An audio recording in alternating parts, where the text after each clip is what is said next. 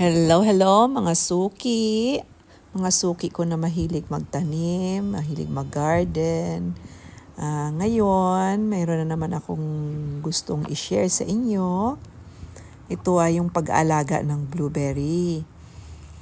Kasi noon, matagal na rin ako nagtatanim ng blueberries pero minsan mamunga siya pero konti. Tapos nagtataka ako, nilalagyan ko naman ng fertilizer. Dinidiligan ko naman ng on time. Bakit naninilaw pa rin yung dahon, tsaka kukunti ang bunga. So ngayon, siyempre, sa kaka-search, tsaka nakikita ko din sa mga ibang nagtatanim, kakaroon ako ng idea. So ngayon, ito pala yung sikreto, yung soil acidifier. Kasi ang blueberry ay gustong-gusto ang acidic soil. So, dahil ako ay gusto ko organic yung aking organic ang pamamaraan ko sa pagtatanim, nag-search ako ng organic soil acidifier. So, ito yung nakita kong organic soil acidifier. So, ito yung ilalagay nyo sa blueberry nyo na tanim during spring. Kasi pag spring, di ba, mag-sprout na siya ng dahon. Mag-start na siya mamulaklak. So, pag spring, pwede nyo siyang lagyan. I-scatter nyo lang doon sa top ng lupa. Tapos, ang next nyo nalagay, kasi syempre, dinidiligan yun, nade-drain din yun.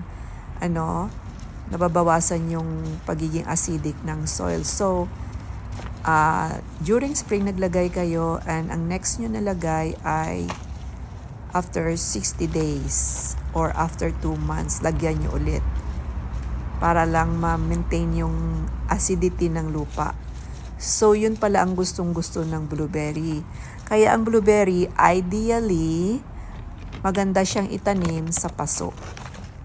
Kasi kung ilagay mo siya sa ground,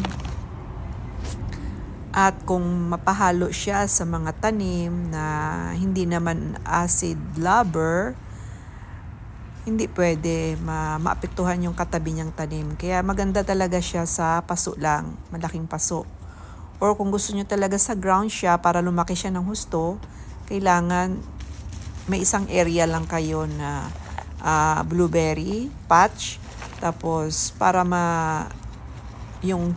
kung lagyan nyo man ng soil acidifier, hindi maepektuhan yung ibang halaman. So yun, kapag nilagyan nyo na yun, makikita nyo talaga yung magandang effect kapag nilagyan nyo ng soil acidifier yung blueberry nyo. Ang dahon niya magiging green at saka makikita mo magbubunga siya ng marami. So yun ang nais kong i-share sa inyo para maging successful yung pagtatanim nyo ng blueberry. So yun lang guys, hanggang dito na lang ang aking video. So see you next time. Ito may binili na naman ako, na-excite na naman ako. Bumili na naman ako ng another 2 tanim na blueberry. So Blue Jewel ito at saka Sunshine ang variety nito. So yun lang guys, see you next time. Bye-bye!